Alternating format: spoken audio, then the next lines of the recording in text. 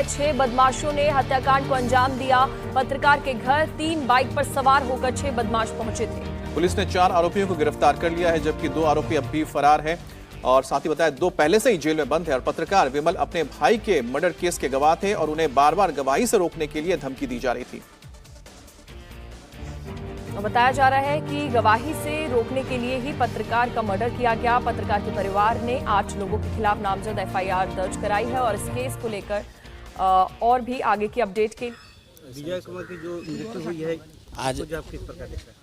हमारे अररिया के पत्रकार साथी विजय कुमार यादव जी की जो सुबह हमें गोली मारकर हत्या कर दी गई कल, आज उसी के निंदा और श्रद्धांजलि के रूप में आज हम लोग यहाँ पर शोक सभा का आयोजन किए हैं। Nationalist union of journalist Motihari इकाई के तत्वाधान में यह श्रद्धांजलि कार्यक्रम का आयोजन किया गया। हमने मांग किया है सरकार से, हम लोगों ने हर स्तर से, हर जिला के स्तर से और प्रदेश स्तर से यह मांग किए हैं कि हत्यारे को शीघ्र गिरफ्तार किया जाए, 25 लाख रुपए मुआवजा की राशि दी जाए और उन पीड़ित परिवार के किसी भी ऐसे सदस्य को जो सरकारी नौकरी के लायक हो उसे सरकार यथाशीघ्र नौकरी दे और शीघ्र हत्यारों को गिरफ्तार करके और बिहार के तमाम पत्रकारों को सुरक्षित करने का आश्वासन दे, उन्हें सुरक्षा प्रदान करे। यही हमारी मांग है। ताकि कुछ महीने पहले जो है सुदर्शन लेकिन हुआ था कि जो है पत्रकारों को सुरक्षा मिलेगा, लेकिन कोई सुरक्षा नहीं मिली। इसके विषय में क्या कहिएगा? पिछले दिनों जो सुदर्शन न्यूज के पत्रकार मनीष जी की जो हत्या हुई थी, उसकी हम लोगों ने लड़ाई, पत्रकारों को सुरक्षा मुहैया कराई, इसकी लड़ाई हम लोगों ने लड़ी थी। धरना भी दिया था मीना बाजार चौक पर, गांधी चौक पर हम लोगों ने धरना भी दिया था और उसमें सामूहिक तौर पर सारे पत्रकार साथियों ने उसमें हिस्सा भी लिया था। यह लड़ाई लड़ी है गई है और इसका प्रस्ताव भी बार बार स्मरण कराया गया है मुख्यमंत्री को और उच्च स्तरीय जांच भी हुई है। और जांच रिपोर्ट के बाद जो है अब मुख्यमंत्री क्या करते हैं हम तो कहेंगे। उसमें भी यह बात उठी थी कि पत्रकारों की सुरक्षा की गारंटी ले सरकार, और आज भी हम कहते हैं कि पत्रकारों की गारंटी ले, सुरक्षा की गारंटी ले, आर्थिक उनकी जो सहायता की गारंटी ले, ताकि हम जो है समाज की चिंता जो करते हैं उस चिंता में हमें कोई कठिनाई नहीं हो। समाज के विकास के लिए जो हम करते हैं उसमें कोई व्यवधान उत्पन्न नहीं। विजय कुमार की हत्या हुई है, इसके विषय में आप क्या? देखिए, विजय कुमार यादव जी विमल यादव जी एक वरिष्ठ पत्रकार थे और हिंदुस्तान के अंदर में एक बड़ी पत्रिका के वो पत्रकार थे। कोई छोटे मोटे अखबार में वो काम नहीं करते थे। उनकी हत्या मनोदशा, मनोबल तोड़ने वाली हत्या है। न सिर्फ पत्रकारों की बल्कि आम जनमानस में भी एक खौफ जाएगा, ये डर जाएगा कि जब पत्रकार की हत्या हो सकती है तो बिहार के अंदर में कौन सुरक्षित है। हाल फिलहाल आपने देखा होगा कि एसओजी पुलिस की हत्या हो गई। अब पुलिस वालों का भी मनोबल टूटेगा, पत्रकारों का मनोबल टूटेगा। तो इसका कारण यही है कि जब भी कोई अपराधी पकड़ा जाता है उसका सजा नहीं हो पा रहा है। न्यायिक प्रक्रिया इतनी लंबी है और न्यायिक प्रक्रिया में इतना दोष है कि अपराधियों को सजा नहीं हो पा रहा है। और जब समय पे सजा नहीं मिलेगा तो अपराधियों का मनोबल बढ़ेगा जरूर। तो सरकार को और प्रशासन को यही देखना है कि कोई अपराधी अगर पकड़ा जाता है तो उसको तुरंत सजा मिले। ठीक है, पुलिस प्रशासन का एक कह सकती है कि हम लोग सब भी व्यक्ति को सुरक्षा नहीं दे सकते हैं, हर व्यक्ति के ऊपर एक पुलिस वाला तैनात नहीं रह सकता है, बात सही है, इससे हम लोग इनकार नहीं कर सकते हैं। लेकिन जो भी अपराधी पकड़ा जाता है उसको न्यायिक प्रक्रिया तुरंत करके उसको सजा तो दिलवा सकते हैं। इतने सारे जज हैं, इतने सारे वकील हैं, तो कारण क्या है कि आखिर में क्यों समय पे किसी जज साहब सजा नहीं दे पाते हैं किसी अपराधी को। अगर अपराध को रोकना है तो उसका एक और एकमात्र साधन यही है, एकमात्र उपाय यही है कि अपराधी को जल्द से जल्द सख्त सजा दिया जाए। इसमें जो है आपको पत्रकारों को जो है सुरक्षा जो है नहीं दिया जा रहा है। करीबन 5 सालों से जो है यह हो रहा है कि सुरक्षा मुहैया कराया जाएगा। इसके पहले जो है सुदर्शन न्यूज़ के भी पत्रकार की हत्या हुई थी और हुआ था कि जो है पत्रकारों को सुरक्षा मुहैया कराया जाएगा, लेकिन कोई धरातल पर कोई जो है सुविधा जो है नजर नहीं आ रही है। इसके विषय में क्या?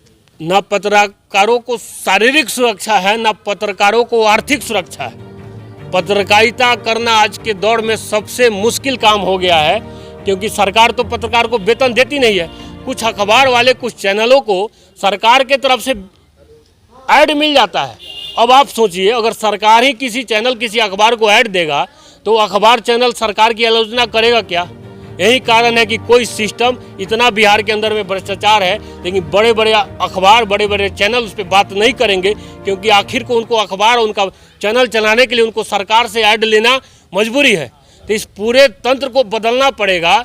और जिस तरह से सरकार अपना जो योजना लाती है, बहुत सारे योजनाएं चलाती है, उस पर खर्च करती है, तो पत्रकारों के लिए भी योजना एक होना चाहिए। हमारे बजट में पत्रकारों के लिए फिक्स होना चाहिए कुछ अमाउंट, कितना अमाउंट, इतना बजट पत्रकारों के लिए, उनके वेतन और उनकी सुरक्षा पे खर्च होगा, तभी ढंग से पत्रकारिता हो पाएगा और तभी लोकतंत्र का चौथा स्तंभ बच पाएगा। अच्छा, कुछ ऐसे लोग हैं, कुछ मंत्री हैं कि जो प्रेस कॉन्फ्रेंस करते हैं तो कुछ ऐसे पत्रकारों को ही बुलाते हैं जो उनकी वाहवाही करे, और वैसे पत्रकार जो कुछ सवाल करते हैं उनको, उनके आवाज़ों को दबा दिया जाता है। क्यों? बिल्कुल, क्योंकि आज के दौर में मंत्री और कोई भी विधायक को इतना हिम्मत नहीं है कि स्वतंत्र पत्रकार के सामने खड़ा होकर उसके सवालों का जवाब दे सके।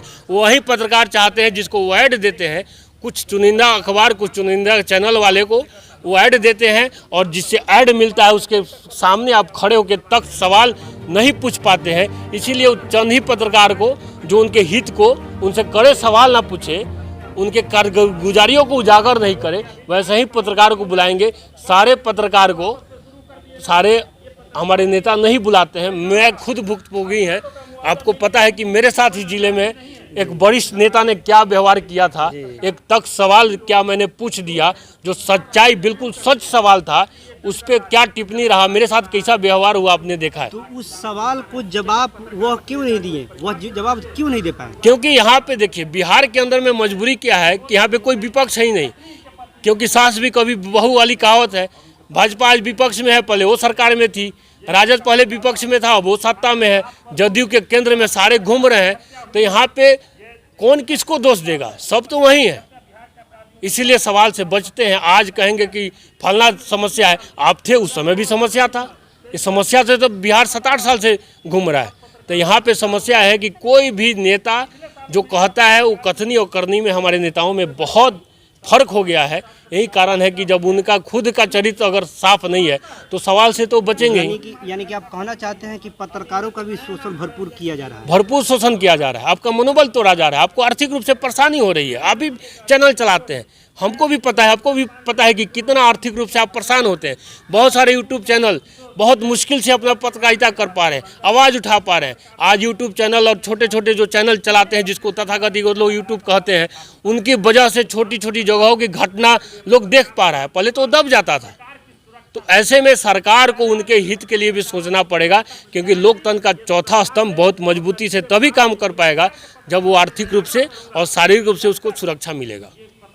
का जो है यह सुख सभा आप लोग कर रहे हैं। देखिए, अररिया में हमारे पत्रकार मित्र हम लोगों के थे विजय कुमार यादव, उनकी हत्या कल अपराधियों ने कर दी। उन्हीं के शोक सभा को लेकर हम लोग यहाँ उपस्थित हुए हैं गांधी स्मारक में। साथ ही निंदा प्रस्ताव हम लोगों ने पारित किया है।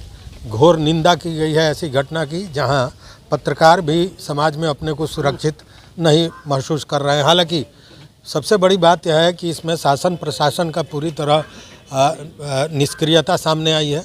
चूँकि पहले भी उनको जान से मारने की धमकी दी गई थी, जिसकी सूचना उन्होंने दी थी, बावजूद कोई कार्रवाई नहीं हुई और अंततः विजय कुमार जी की कल हत्या हो गई। जो एक तरह से यूं कहें कि बिहार में जो जंगल राज की बात हम लोग बार बार करते हैं, फिर वो जंगल राज नज़र आ रहा है। जब पत्रकार सुरक्षित नहीं है, अभी आपने देखा होगा कि थानेदार की हत्या हो गई, पुलिस सुरक्षित नहीं है, पत्रकार सुरक्षित नहीं है, आम आदमी सुरक्षित नहीं है।